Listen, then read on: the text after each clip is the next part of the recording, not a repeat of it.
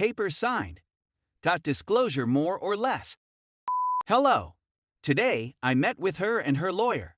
I did not obtain all I want, but I did get enough. We agreed to a no-fault divorce. In roughly 2 months, it will become official. That is excellent news.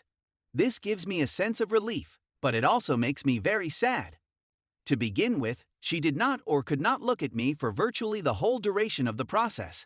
I'm not going to pretend to know what was going through her head, but I'd like to believe she didn't have the courage to look me in the eyes. She hired a good lawyer, so he knew he was getting a dog's meal. They inquired as to whether reconciliation was conceivable, and we dangled it even though it is not. We demanded that she tell us everything she did. He'd already had her jot it down. What she put down, on the other hand, was less than what I already knew. I read what she had written down, and thankfully, the 2 guys whose identities I didn't know were not among them. Stills from the camera video were created by my lawyer. Who is he? And who exactly is this? She wasn't exactly forthright with him, either. They urged us to leave. Yes, we did. I didn't get all he said, but he didn't seem happy. When we returned, I received a more honest version. The 2 males were recent internet.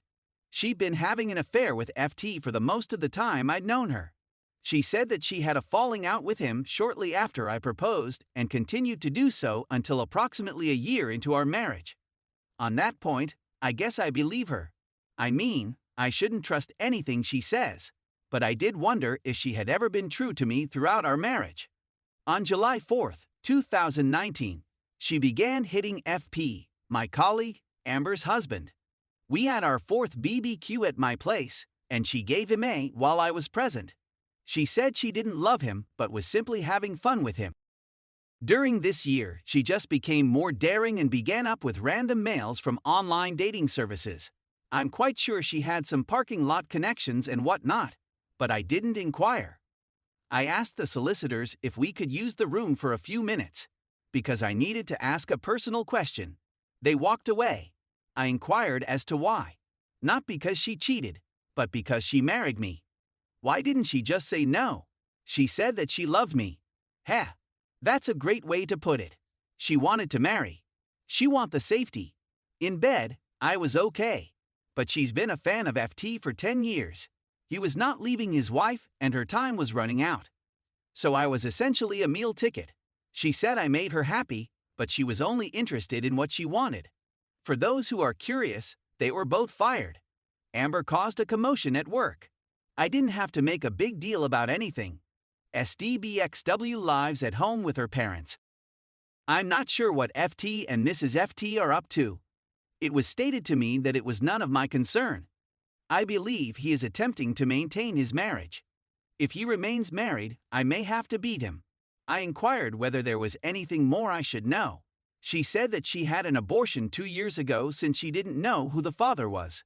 Wow, that was a slap in the face. We'd attempted to have a child at first, but ultimately decided to stop trying and enjoy the. I would have given everything to have another child. I could treat Rotten like a daughter. I had unprotected intercourse with my wife almost every day. There's a good likelihood this child is mine. I'll never find out. This was enough to motivate me to get up and go. You may speak about avoiding a gunshot. I'm simply certain she murdered my kid.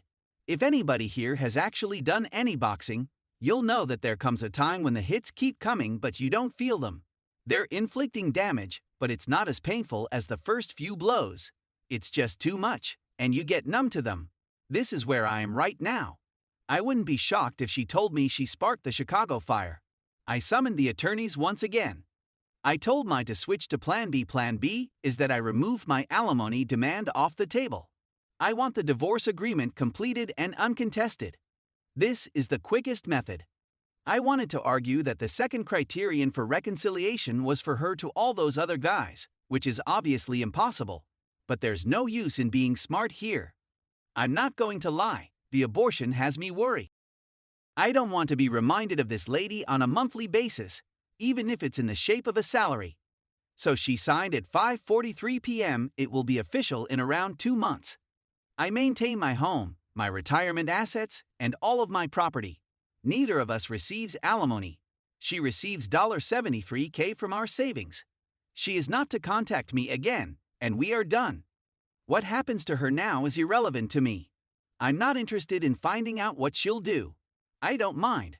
I hope she sees a therapist for her own sake and the sake of anybody she encounters in the future. But I'm done caring about this lady. I don't feel like a weight has been taken off of my shoulders. This is all I can taste after eating a garbage sandwich. I haven't had anything to be joyful about in 3 months, and I'm not happy now. I don't see it happening in my future at all. Since she said that I've been thinking about abortion, I believe it will be there for a long time. I'm not sure what I'm going to do in the near future or in the long run. Maybe after this is all said and done, I'll experience a sense of relief. I'm not sure. I simply want to be left alone right now. There will be no more "oh dude, I'm so sorry to hear that," or anything like that. Right now, all I want is peace and quiet. I've been thinking about everything I've ever done, and I can't find a single instance when I did anything correctly, only where I went wrong. I realize this is a terrible way to think, but it's all I've got.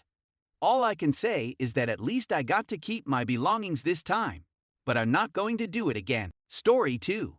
My, male 39, wife, female 38, of over 15 years cheated on me and I'm so lost. We've been married for 20 years. We first met in October of 2001. I was 19 years old and she was 18 years old. She had a 6-month-old kid and was just coming out of a horrible relationship with the baby's father. I had just ended a nearly 5-year relationship with my high school sweetheart. Between the breakups listed and ours, we each had relationships, but they were brief. We had spent every day together since the day we met. I quickly fell in love with her and her kid. I've always desired a family, which seems unusual for a young guy, but it's probably because I grew up in a broken household with a father who was in and out of the house all the time.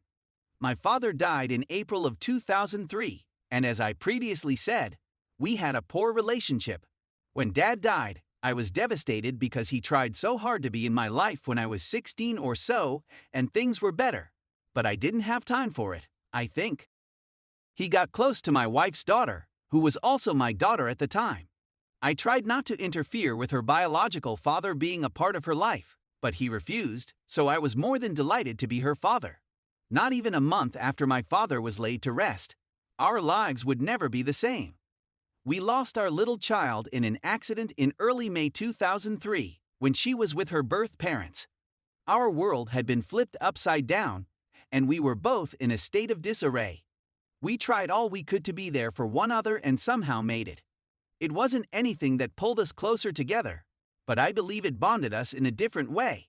I'm at a loss for words. My wife receives a call on the day of the funeral notifying her that she has cervical cancer. 03 was a complete catastrophe.